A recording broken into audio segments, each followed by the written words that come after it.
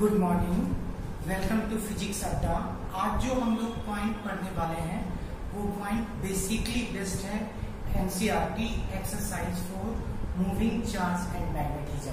देखिए, सबसे पहले मूविंग चार्ज का मतलब क्या होता है, यानी मूविंग का मतलब आप बोल सकते हैं फ्लो ऑफ चार्ज, और फ्लो ऑफ चार्ज को हम लोग बोलते हैं इलेक्ट्रिक करंट। इसका मतलब क्या हो गया मूविंग चार्ज मैग्नेटिज्म का मतलब कि जो चार्ज मूविंग कंडीशन में है तो मूविंग चार्ज क्या प्रोड्यूस करता है, मैग्नेटिक फील्ड। आप 3 पॉइंट इससे पहले जानिए कि अगर स्टैटिक चार्ज है वो static charge electric field produce करता है ऑलवेज।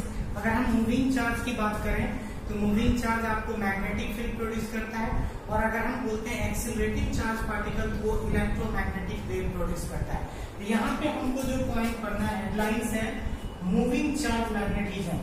मूविंग चार्ज मैग्नेटिज्म का मतलब है कि मूविंग चार्ज के कारण, चार्ज के मोशन में आने के कारण मैग्नेटिक फील्ड प्रोड्यूस होता है। या दूसरे शब्दों में आप ये बोलिए, मूविंग चार्ज का मतलब आप करंट बोल सकते हैं, करंट के कारण मैग्नेटिक फील्ड प्रोड्यूस होता है। तो इस चैप्टर में आपको ये पॉइंट पढ़ना है कि करंट के कारण मैग्नेटिक फील्ड या मूविंग चार्ज के कारण मैग्नेटिक फील्ड प्रोड्यूस होता है।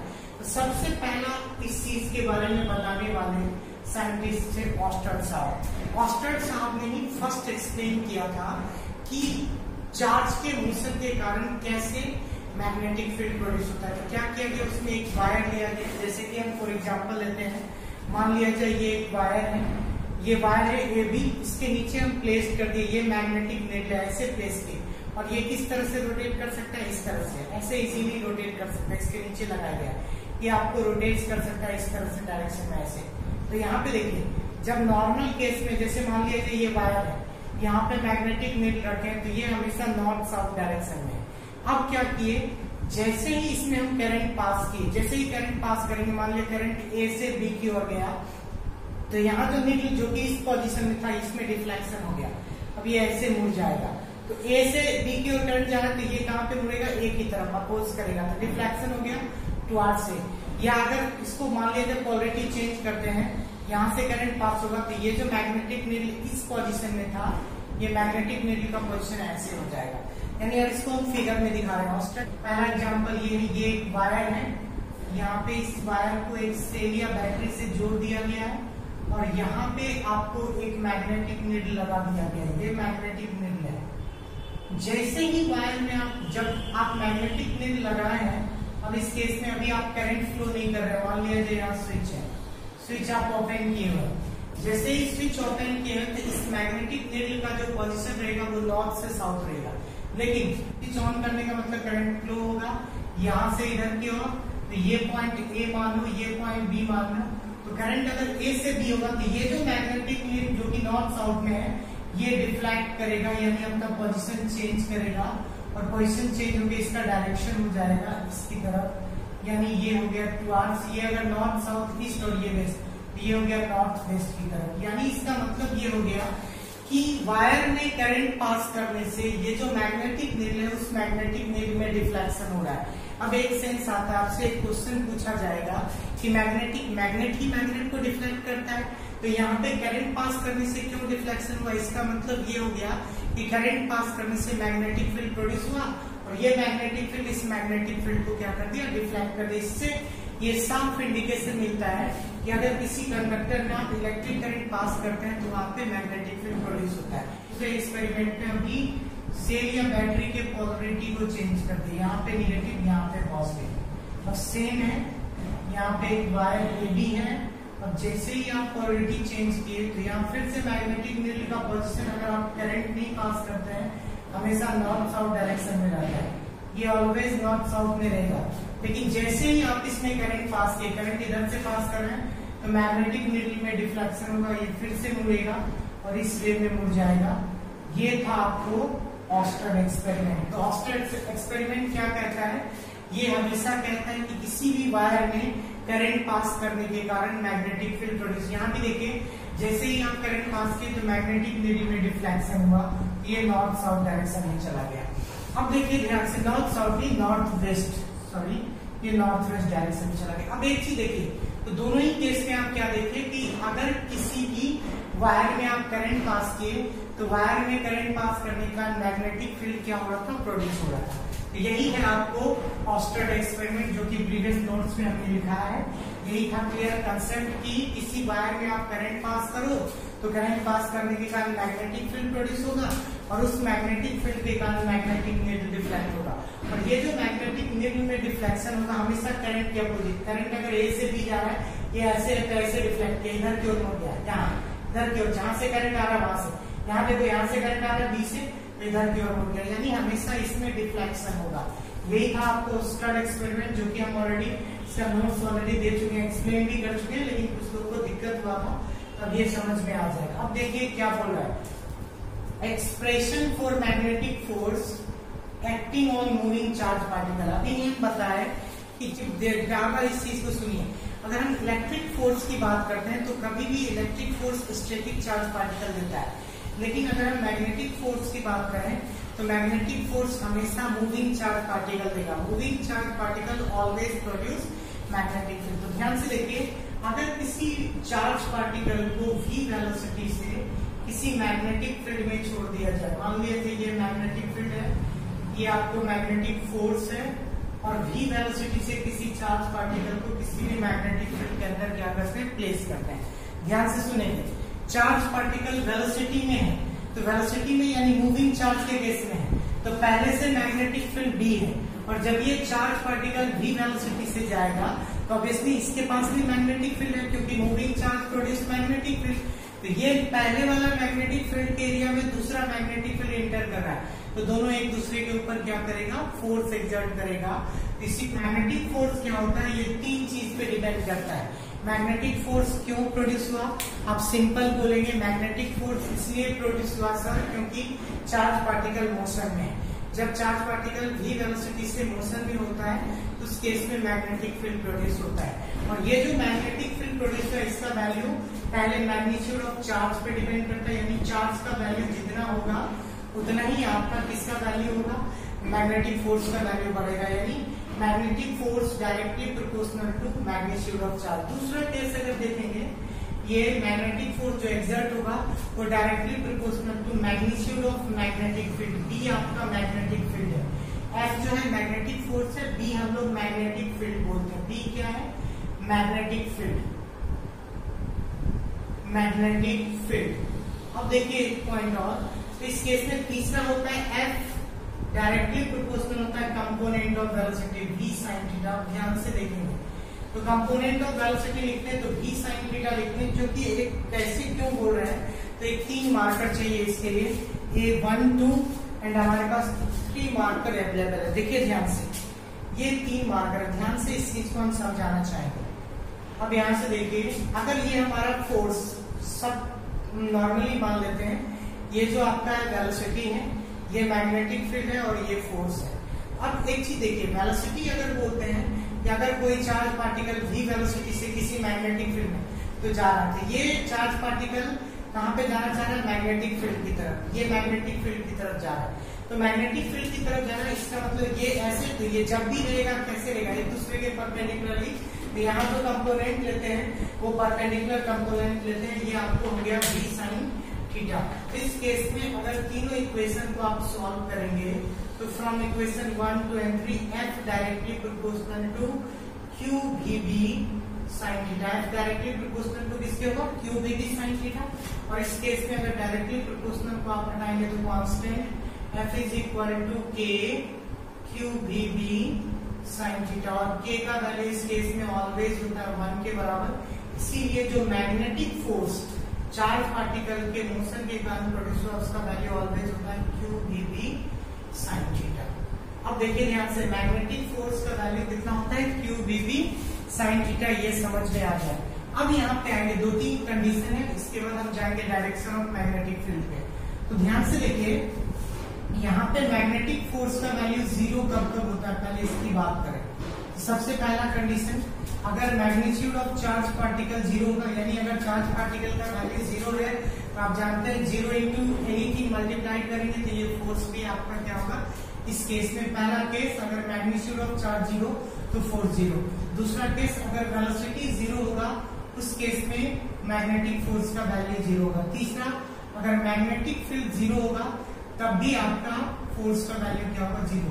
चौथा भी केस है, ये डिपेंड करता है एंगल पे भी, सिर्फ ये तीनों पे डिपेंड नहीं करता, ये एंगल पे भी डिपेंड करता है। अगर थीटा का वैल्यू, सपोज इफ थीटा का वैल्यू 90 डिग्री लें और 180 डिग्री, 90 नहीं 0, इफ थीटा का वैल्यू 0 डिग्री लें एंड 180 डिग्री लें, तो उस केस में भी आप जानते हैं फॉर्मूला क्या हो जाएगा, F is equal to QVB sine 0, sine 0 का वैल्यू 0 होता है, इस केस में भी फोर्स 0 और 180 डिग्री के भी केस में क्या होगा 0।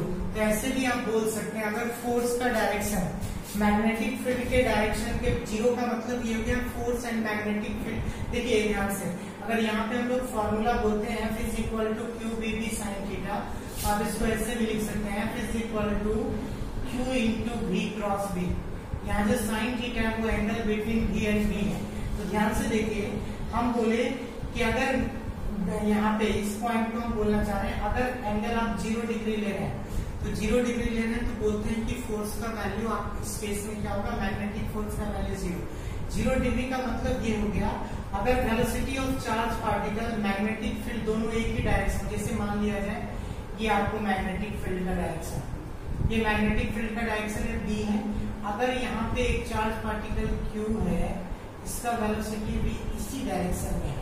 अब देखिए यहाँ पे मैग्नेटिक फील्ड भी इसी डायरेक्शन में है, वेलोसिटी ऑफ चार्ज पार्टिकल भी इसी डायरेक्शन, तो इस केस में जो फोर्स का वैल्यू होगा वो 0 होगा। अगर आप इसी वेलोसिटी ऑफ चार्ज पार्टिकल को अगर इस डायरेक्शन में कर देते हैं तब भी फोर्स का वैल्यू 0 होगा, यानी मैग्नेटिक फोर्स जो होगा वो 0 होगा अगर वेलोसिटी ऑफ चार्ज पार्टिकल क्या हो, पैरेलल हो मैग्नेटिक फील्ड के, आइदर एंटी पैरेलल हो मैग्नेटिक फील्ड के। तो 2 पॉइंट ऑलरेडी डिस्कस हो गया। अब तीसरे पॉइंट पे जाएंगे, direction of magnetic force. Direction of magnetic force पे जाएंगे, इसके बाद हम लोग आगे बढ़ेंगे। तो देखिए ध्यान से, डायरेक्शन ऑफ मैग्नेटिक फोर्स क्या है इसको, अब यहाँ से देखेंगे। सबसे पहले डायरेक्शन ऑफ मैग्नेटिक फोर्स की बात करें, राइट हैंड स्क्रू रूल है एससी वर्मा में। अब देखेंगे क्रॉस प्रोडक्ट के बारे में बोला जाता है, it follows right hand screw rule. Same thing यहाँ पे होगा, क्या होगा ध्यान से, मान लिया जाए ये मैग्नेटिक फील्ड है, ये वेलोसिटी है, ये मैग्नेटिक फील्ड है, और ये 2 वेक्टर है, ये वेलोसिटी एक वेक्टर हो गया, ये मैग्नेटिक फील्ड। आप देखिए इस दोनों का टेल पॉइंट यहाँ पे मिल रहा है, किसका, वेलोसिटी का भी हेड पॉइंट ये है, टेल पॉइंट ये, और मैग्नेटिक फील्ड का भी हेड पॉइंट ये, टेल पॉइंट ये। अब हमें मैग्नेटिक फील्ड जाना है। अब देखिए ध्यान से, हमको वेलोसिटी को किसकी तरफ ले जाना है, वेलोसिटी किसकी तरफ ले जाना है, मैग्नेटिक फील्ड की तरफ। अगर आप वेलोसिटी को मैग्नेटिक फील्ड की तरफ ले जाते हैं, यानी इसको ऐसे घुमा रहे हैं, यानी ऐसे समझो, ये आपको ये वेलोसिटी, ये मैग्नेटिक फील्ड, और यहाँ पे एक डिप और ले लीजिए, ये पॉइंट ऐसे ऐसे समझिए। अब इसको ऐसे घुमा रहे हैं, ऐसे, तो किसी भी चीज को आप ऐसे मोड़िए, यहाँ पे एक नट ले लिए, ऐसे समझिए, ये वेलोसिटी है, ये मैग्नेट, 3 अलग अलग लाइन है, ये लाइन ये दूसरा, और इसको वेलोसिटी को किधर ले जाना है, उनको वेलोसिटी को ले जाना है मैग्नेटिक फील्ड की दिशा में, यानी इसको ऐसे मोड़ना है, इस नट को ऐसे, ये ऐसे मोड़ रहे हैं एंटी क्लॉकवाइज। जब किसी नट को आप एंटी क्लॉकवाइज मोड़ रहे हैं, ध्यान से देखिए, क्लॉकवाइज बोलते हैं यानी ऐसे, और एंटी क्लॉकवाइज का मतलब ऐसे। जब एंटी क्लॉकवाइज होगा तो खुलेगा, खुलेगा इसका मतलब राइट हैंड स्क्रू रूल का मतलब इस केस में जो मैग्नेटिक फील्ड होगा वो आउटवर्ड होगा। यहाँ पे सॉरी, मैग्नेटिक फोर्स के बारे में हम डायरेक्शन की बात करें, डायरेक्शन ऑफ मैग्नेटिक फोर्स, तो यहाँ जो मैग्नेटिक फोर्स का डायरेक्शन होगा वो क्या होगा, आउटवर्ड होगा। आउटवर्ड यानी ये कैसे होगा आउटवर्ड, ये समझ में आया, हम क्या बोले, ये B है, ये B है, यहाँ पे एक पॉइंट पर टिप मान लो, ये चूंकि magnetic field force velocity perpendicular होता है, ये परपेंडिकुलर है एक दूसरे के।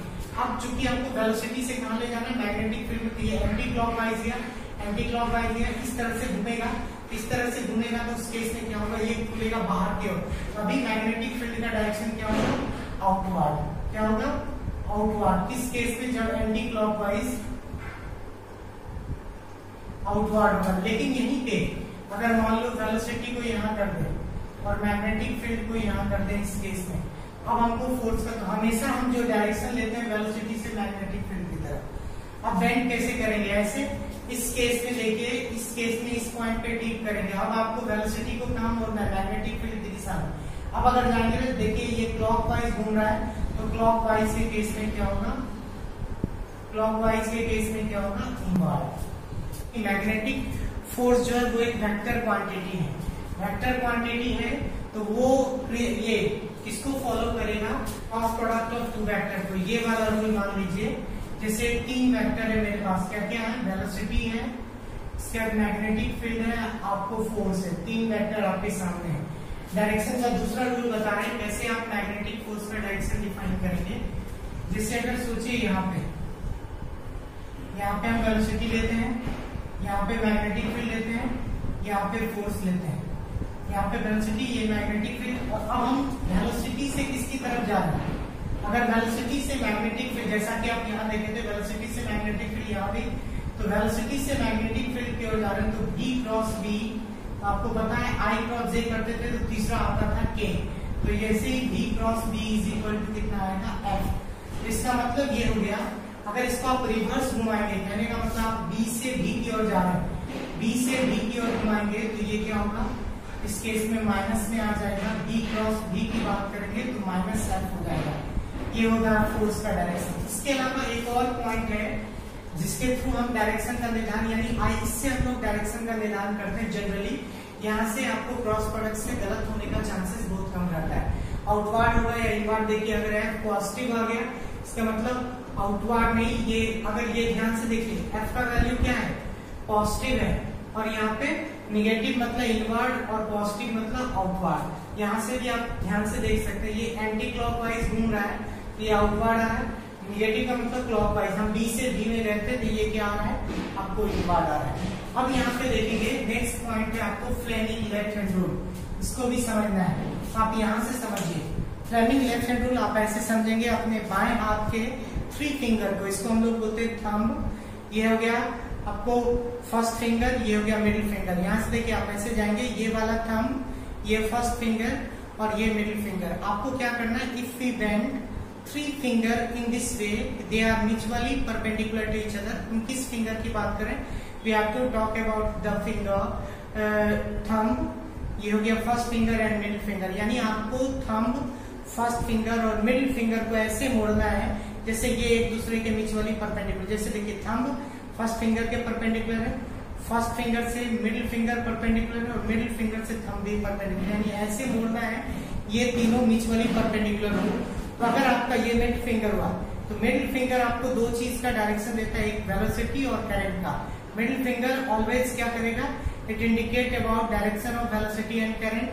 ये जो आपको दिख रहा है जो फर्स्ट फिंगर है ये मैग्नेटिक फील्ड, और थंब हमेशा क्या देगा, मैग्नेटिक फोर्स देगा। तो ये है फ्लेमिंग का लेफ्ट हैंड रूल। क्या बोला फ्लेमिंग लेफ्ट हैंड रूल, क्या कहता है, थंब को, फर्स्ट फिंगर को और मिड फिंगर को इस तरह से मोड़ना है कि दोनों सबके बीच का एंगल कितना हो, 90 डिग्री। इसका मतलब ये म्यूचुअली परपेंडिकुलर। तो इस केस में जो आपको जो मिडिल फिंगर है ऑलवेज आपको 2 चीज का डायरेक्शन बताता है, वेलोसिटी और इलेक्ट्रिक करंट का। ये जो आपको फर्स्ट फिंगर दिख रहा है ये मैग्नेटिक फील्ड का, और थंब हमेशा मैग्नेटिक फोर्स का डायरेक्शन बताएगा। तो ये था आपको फ्लेमिंग लेफ्ट हैंड रूल। अब हम लोग आगे बढ़ेंगे, क्योंकि हम प्रीवियस लेक्चर का ही प्रैक्टिस कर रहे हैं, इसके बाद आगे बढ़ेंगे। तो इसके बाद जो टर्म है वो टर्म क्या है, ध्यान से देखें, वो टर्म है आपको लॉरेंज फोर्स। ये क्या है, लॉरेंज फोर्स। तो लॉरेंज फोर्स किसको बोलते हैं, तो आप नॉर्मली बोल सकते हैं algebraic sum of electric and magnetic force exerted upon charge particle. It means किसी भी चार्ज पार्टिकल के ऊपर लगने वाला जो आपको इलेक्ट्रिक और मैग्नेटिक फोर्स है, उस फोर्स के सॉल्यूशन को, अलजेब्रिक सम को ही क्या बोलते हैं हम लोग, लॉरेंज फोर्स। तो लॉरेंज फोर्स का मतलब अगर हम F से डिनोट करें तो algebraic sum of electric force F electric plus F magnetic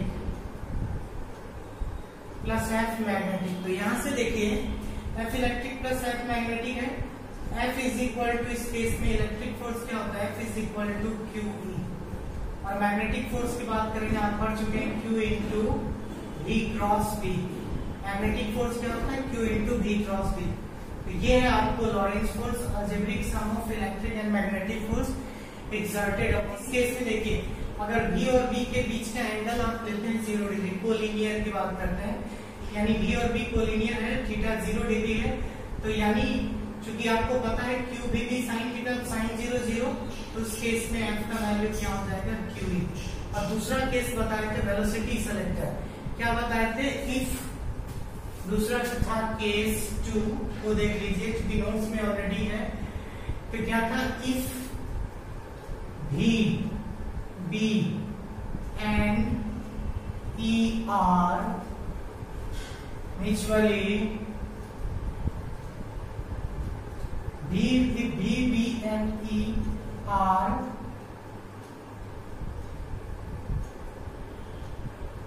mutually perpendicular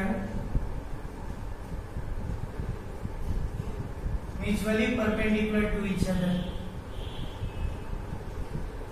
यानी अगर V, B और R एक दूसरे के म्यूचुअली परपेंडिकुलर है तो उस केस में क्या होगा, ध्यान से देखिए।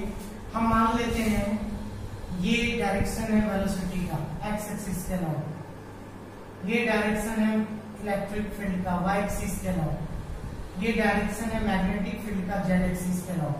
देखिए V एक्स एक्सिस के अलावा ये वेलोसिटी है तो V I से डिनोट करते हैं, I cap. Electric field Y axis के अलावा है तो E J कैप से, और मैग्नेटिक फील्ड जेड एक्सिस के अलावा है तो B K कैप से डिनोट करेंगे। किससे डिनोट करेंगे, B K कैप से। ये जेड एक्सिस के अलावा है B Z तो B K कैप, ये वाई एक्सिस के अलावा है E J कैप। अब ध्यान से देखिए इसी चीज को आपको पुट करना है इसमें। F इज इक्वल टू आप जानते हैं QE, तो QE पुट कर दिए, E के जगह आप देखिए E Y है तो E J कैप पुट करेंगे, E J cap plus Q into V के जगह V I कैप, फिर क्रॉस B के जगह B K कैप।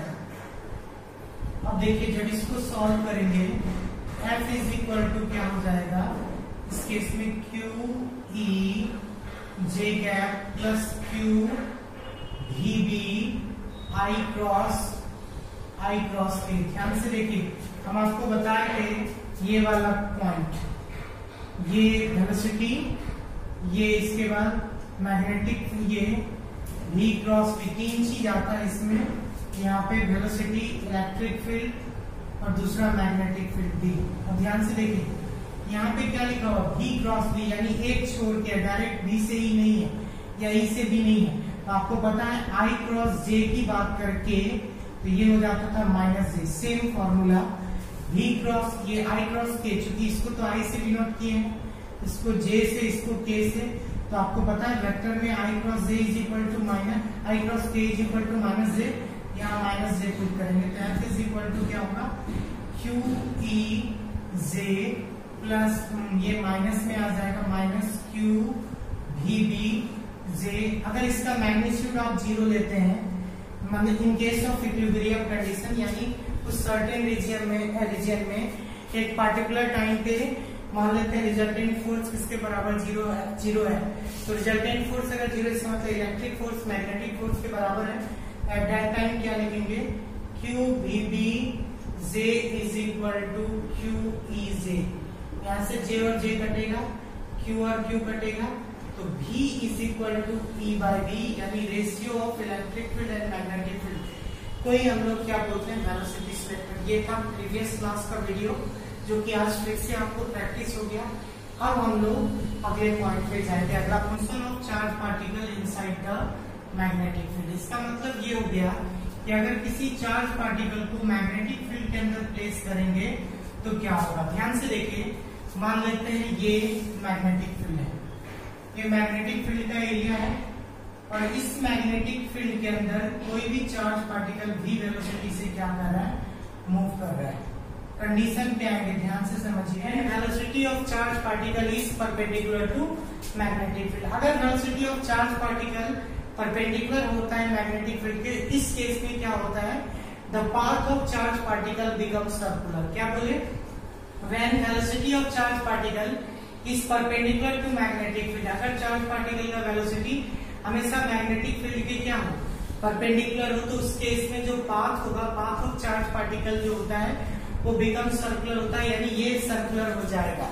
सर्कुलर कैसे होगा ये बता दिए। मान लिया जाए ये प्लेनिंग लेफ्ट हैंड रूल वाला, फिर से लॉ लगाइए। यहाँ पे देखिए ये वाला फोर्स है, ये आपको मैग्नेटिक फील्ड है और ये वेलोसिटी है, तो आपको वेलोसिटी को इसके डायरेक्शन में रखना है। ध्यान से देखिए, हम ऐसे करके सोच कर सकते हैं। यहाँ पे देखिए ये ऐसे शो किए, अगर इस पॉइंट पे देखिए सबसे अच्छा रहेगा, ये वेलोसिटी है, ये वेलोसिटी है आपका, तो ये क्या हुआ मैग्नेटिक फील्ड और ये फोर्स। तो ध्यान से देखिए मैग्नेटिक फील्ड हम बोले थे इस पॉइंट पे ठीक है, ये वेलोसिटी है, तो फोर्स का डायरेक्शन कहाँ इनवर्ड है। अब इसी तरह इस पॉइंट को यहाँ पे आइए, तो इस पॉइंट पे मैग्नेटिक फील्ड ठीक है, तो ये वेलोसिटी का डायरेक्शन, तो फोर्स देखिए यहाँ भी इनवर्ड है। यहाँ पे अगर आएंगे तो ये आपको वेलोसिटी है, तो वेलोसिटी को आप इधर कर दीजिए और फिर से देखिए फोर्स इनवर्ड है।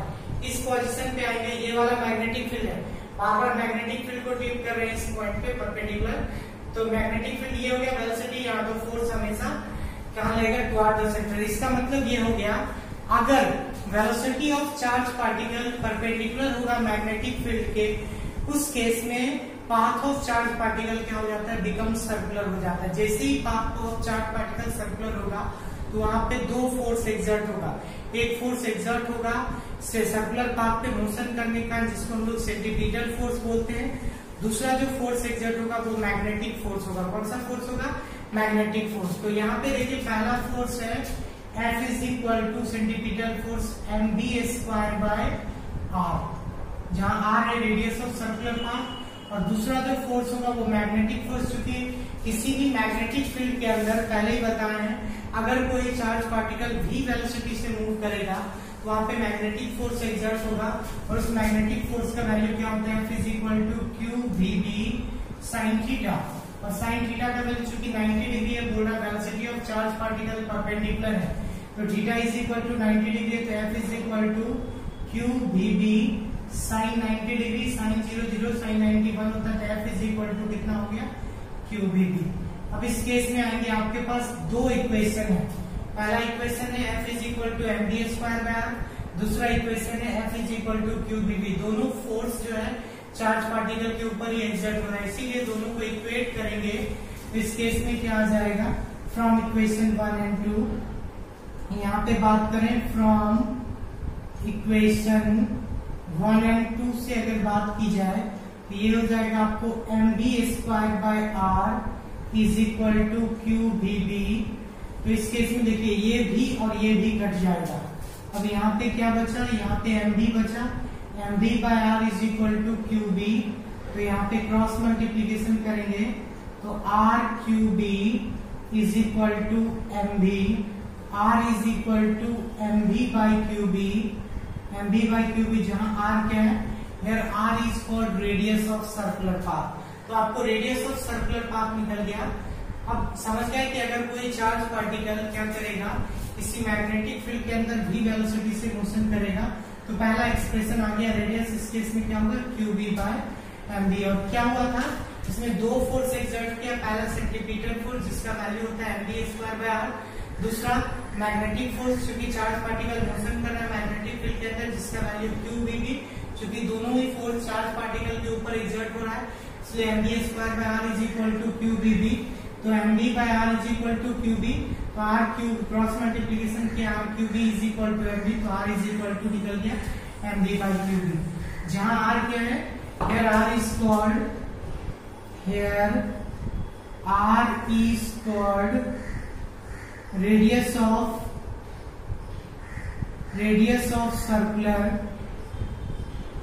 Circular path. आर क्या है, सर्कुलर पाथ का रेडियस। अब निकालेंगे हम लोग time taken by charge particle to complete one revolution. Time taken by charge particle to complete one revolution. Time taken by charge particle to complete one revolution. तो t is equal to समय बराबर होता है distance by velocity. एक पूरा चक्कर लगाएगा तो डिस्टेंस कितना होगा, जितना सर्कमफेरेंस होता है, ये हो जाएगा 2 pi r by velocity v। देखिए t is equal to 2 pi r का वैल्यू कितना है, mb by qb, mb by qb divided by v और v काटेंगे, टाइम कितना निकल गया 2 pi m by Q B. ये इस केस में हो गया expression for time when a charge particle move in a uniform magnetic field perpendicularly. अब देखिए ये निकल गया टाइम पीरियड। अब हमको निकालना है फ्रीक्वेंसी। फ्रीक्वेंसी कैसे निकालेंगे, तो यहाँ से देखिए फ्रीक्वेंसी इज इक्वल टू, आप जानते हैं 1 बाय टाइम पीरियड होता है। Frequency nu is equal to क्या होता है 1 बाय टाइम पीरियड, तो nu is equal to 1 bye time period कितना है 2 pi m by Q B.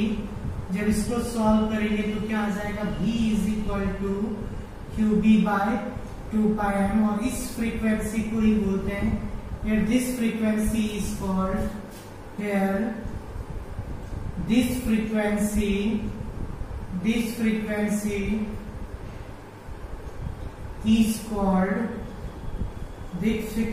is called cyclotron frequency. This frequency is called cyclotron frequency. ये पहला केस क्लियर हो गया, motion of charge particle inside the magnetic field का। अब हम लोग दूसरे केस पे जाएंगे, ध्यान से देखिए। अब हम लोग आएंगे केस 2 पे। केस 2 क्या बोल रहा है, when velocity of charge particle make an angle theta with magnetic field. अगर चार्ज पार्टिकल का वेलोसिटी जो है मैग्नेटिक फील्ड के साथ थीटा एंगल बनाता है, तो मान लीजिए यहाँ पे ये चार्ज पार्टिकल का वेलोसिटी मैग्नेटिक फील्ड के साथ कितना एंगल बना रहा है थीटा। तो ये चार्ज पार्टिकल है, इसको भी दिखा दीजिए, यहाँ पे एंगल थीटा दिखा दीजिए, और ये हमारा जो है ये हमारा मैग्नेटिक फील्ड है बी। तो अगर चार्ज पार्टिकल का वेलोसिटी थीटा एंगल बनाता है मैग्नेटिक फील्ड के साथ, उस केस में जो पाथ ऑफ चार्ज, देखिए 90 डिग्री बनाता था तो पाथ होता था आपको सर्कुलर। जब इस केस में थीटा एंगल बनाएगा तो याद रखिए पाथ होगा हेलिकल, यानी ना तो प्योर सर्कुलर होगा ना तो प्योर स्ट्रेट में होगा, यानी सर्कुलर और स्ट्रेट के बीच में। इस पाथ को हम लोग बोलते हैं हेलिकल। हेलिकल कैसा दिखता है, जैसा स्प्रिंग आप बेंड होते देखिए, स्प्रिंग कैसा दिखता है, ऐसे खींच लेंगे ये इस तरह का, ये पाथ हो गया, इसको हम लोग बोलते हैं हेलिकल। इस पाथ को क्या बोलेंगे हेलिकल। जिस पाथ पे आप देख रहे हैं ना तो स्प्रिंग को खींचेंगे तो इस तरह का पाथ बनेगा। इसका मतलब क्या है, देखिए ध्यान से, अगर चार्ज पार्टिकल का वेलोसिटी क्या होता है थीटा एंगल बनाता है मैग्नेटिक फील्ड के साथ, तो उस केस में दो चीज होता है, दो वेलोसिटी, एक तो हॉरिजॉन्टल कंपोनेंट ऑफ वेलोसिटी और वर्टिकल कंपोनेंट ऑफ वेलोसिटी। यहाँ जो वेलोसिटी होगा, चूंकि यहाँ पे एंगल है 90 माइनस थीटा, तो यहाँ जो वेलोसिटी होगा आप जानते हैं v sin थीटा होगा, और यहाँ जो वेलोसिटी होगा इस साइड में चार्ज पार्टिकल का वो वेलोसिटी होगा v cos थीटा। तो आप जानते हैं जब कोई भी चीज का वेलोसिटी कंपोनेंट में लाइज करता है, यानी कुछ इधर खींचेगा कुछ इधर, तो दोनों फोर्स जब साथ साथ खींचेगा तो इस चार्ज पार्टिकल क्योंकि इधर भी खींच रहा है थोड़ा सा, तो सर्कुलर टाइप का हो जाएगा। यहाँ पे इस फोर्स के कारण सर्कुलर होगा और इस फोर्स के कारण ये कहा जाएगा मैग्नेटिक फील्ड की दिशा में। ये जो वेलोसिटी ये ऊपर खींचेगा, ये वेलोसिटी सर्कल बनाने का कोशिश करेगा। तो इसका मतलब क्या हो गया, ध्यान से सुनिए ये point, when a charged particle make an angle theta with magnetic field, then due to horizontal component of velocity follow a circular path and due to vertical component of velocity it move along the direction of magnetic field। क्या बोले एक बार फिर से, अगर charge particle theta angle बनाता है magnetic field के साथ, तो उस केस में हॉरिजॉन्टल कंपोनेंट ऑफ वेलोसिटी का ये जो चार्ज पार्टिकल वो सर्कुलर पाथ को फॉलो करेगा, और वर्टिकल कंपोनेंट के वेलोसिटी यानी v cos थीटा के कारण चार्ज पार्टिकल क्या होगा मैग्नेटिक फील्ड की दिशा में जाएगा। तो इस केस में क्या होगा, तो इसीलिए रिजल्टेंट जो पाथ होगा इसका वो हेलिकल हो जाएगा इन दोनों के कारण, हॉरिजॉन्टल और वर्टिकल कंपोनेंट के कारण। तो इस पाथ को ही हम लोग बोलते हैं हेलिकल। हेलिकल पाथ का मतलब क्या हो गया, ना तो प्योर सर्कुलर होगा ना तो प्योर आपको क्या होगा स्ट्रेट लाइन में होगा। तो यानी हेलिकल पाथ का मतलब स्प्रिंग आप देखें, स्प्रिंग को आप खींच दीजिए वो पाथ आपका हेलिकल होगा। तो यहाँ भी अब देखिए हमको वही निकालना है, दो तीन चीज यहाँ पे निकालना है, रेडियस, टाइम पीरियड और यहाँ पे फ्रीक्वेंसी पिच का वैल्यू निकालना है। सबसे पहले जाएंगे हम लोग रेडियस कैसे निकालें। तो आप जानते हैं इस केस में भी दो फोर्स एग्जर्ट होगा, क्योंकि सर्कुलर पाथ को भी फॉलो करता है, तो कंपोनेंट के साथ होगा। एक तो F is equal to mv square, चूंकि mv स्क्वायर बाय r, तो ध्यान से सुनेंगे F इज इक्वल टू हम लोग बोलते हैं mv स्क्वायर बाय r, लेकिन यहाँ जो v का वैल्यू होगा, चूंकि किसके कारण ये सर्कुलर पाथ को फॉलो करता है v sin थीटा के कारण, तो यहाँ पे आप v की जगह v sin थीटा पुट करेंगे, f is equal to v sin theta का whole square divided by r।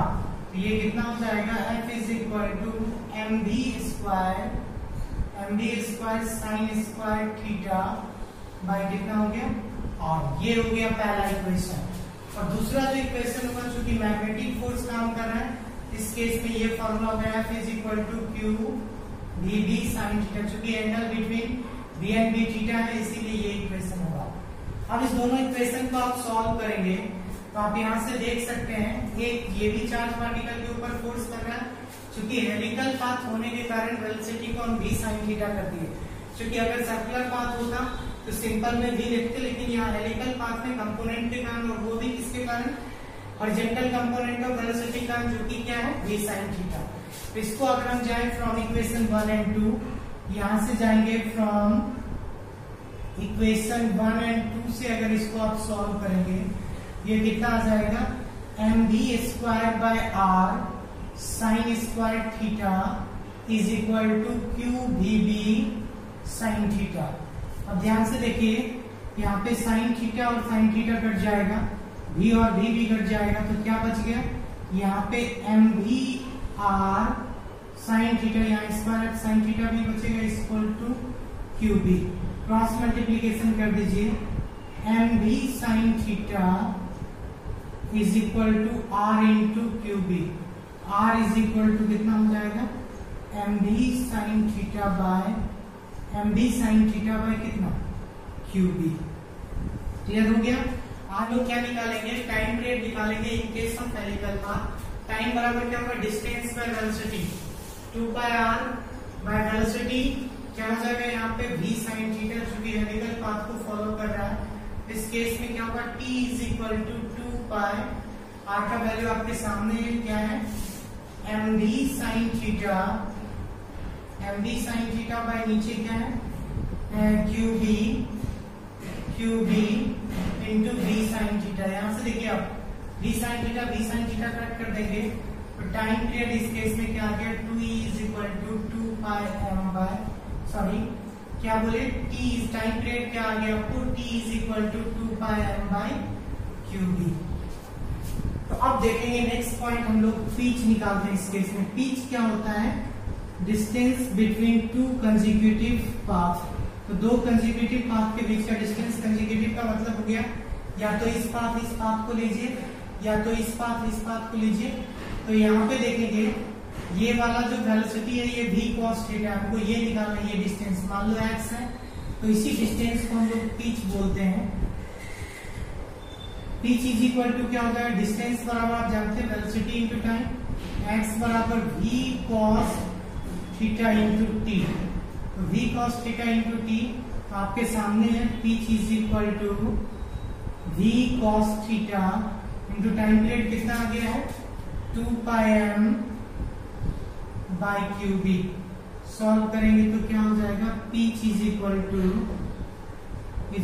To 2 pi mv cos theta by qb। आज के क्लास में इतना ही, अगले क्लास में हम लोग इससे आगे पढ़ेंगे। आज इस वीडियो का हम नोट्स भी भेज देंगे आप लोग को टोटल, तो वहां से आप लोग देख लेंगे और उसको एक बार पढ़ लेंगे। अगर दिक्कत होगा तो फिर हम अगले वीडियो में इसको सॉल्व करेंगे।